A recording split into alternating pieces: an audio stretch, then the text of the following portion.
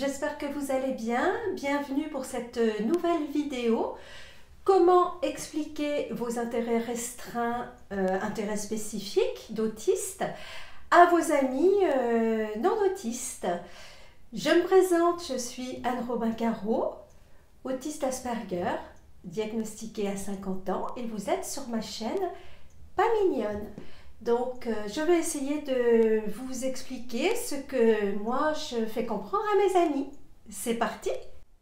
Alors, mes amis, qui font vraiment partie de mes proches, cherchent à me comprendre. Ils me disent, écoute Anne, on est pareil, tu dis que tu es autiste, je veux bien l'entendre, mais regarde, moi par exemple, j'écris aussi des romans comme toi.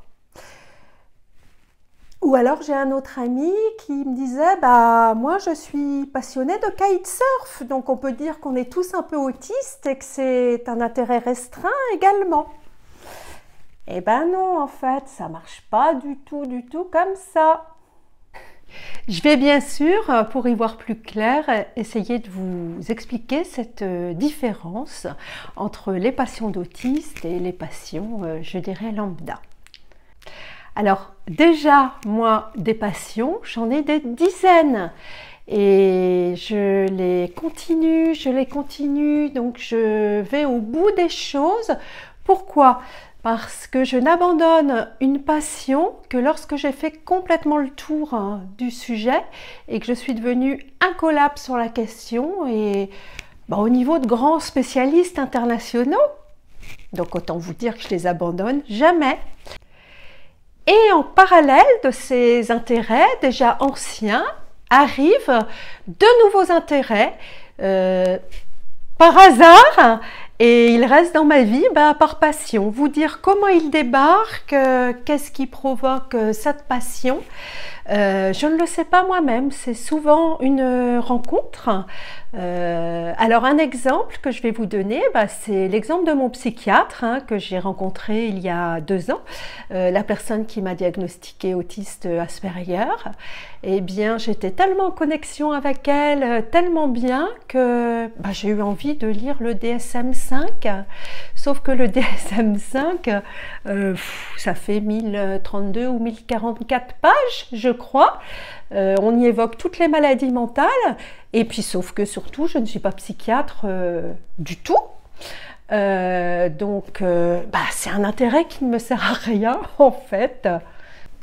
Ensuite, je converse avec une autre autiste Asperger via le net, qui m'avoue qu'elle a galéré, qu'elle a été diagnostiquée d'abord borderline, et puis d'autres témoignages se greffent de personnes faussement diagnostiquées borderline, état limite, alors qu'elles sont autistes et souvent des femmes, donc pas du tout bien détectées. Là, je repense au DSM-5 que j'ai lu et aux troubles borderline, et puis je vais chercher à être une spécialiste du trouble borderline. Sans explication plausible, je n'ai aucun borderline autour de moi. Ah oui, je vais vous donner un autre exemple. Donc, comme tout le monde, je souhaite me détendre devant Netflix, devant une série, je crois que c'était Netflix d'ailleurs, une série devant laquelle on n'a rien à penser.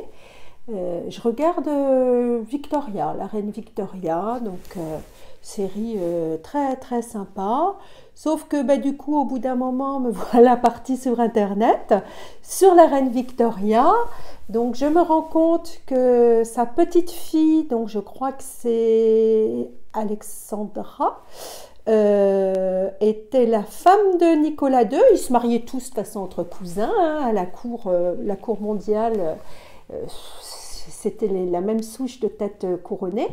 Donc la tsarine Alexandra, donc la femme de Nicolas II, et son enfant, le tsarévitch. Donc j'en déduis, je fais des recherches. Je vois que la reine Victoria est porteuse de l'hémophilie qu'elle a transmise à Alexandra, sa petite fille, qui elle-même l'a transmise au tsarévitch. Et me voilà partie dans la révolution russe de 17, dans la vie de Raspoutine, et puis aussi dans la génétique, dans l'hémophilie, dans les chromosomes sexuels. Pourquoi une maman ayant le chromosome X est porteuse saine et juste son fils sera atteint? Parce que l'autre X, elle a deux X, et par contre le fils n'en a qu'un. Enfin, vous voyez des choses, ça part très très loin. Donc mes intérêts spécifiques, eh bien c'est ça en fait. Donc autant vous dire que mes amis, je les choisis bien également, parce que ça peut vous sembler pas simple de fréquenter un autiste de haut niveau, mais pour nous c'est pas simple non plus de trouver les bonnes personnes capables de nous suivre dans nos raisonnements. Voilà, bon, je crois que j'ai été claire là-dessus. Donc, c'est pas une passion de cheval ou de dessin. Ce sont des choses comme ça fluctuantes et je veux en savoir plus. Et puis, ça dérive de Charib en Scylla. Je vous dis à très bientôt. Au revoir. Et puis, merci.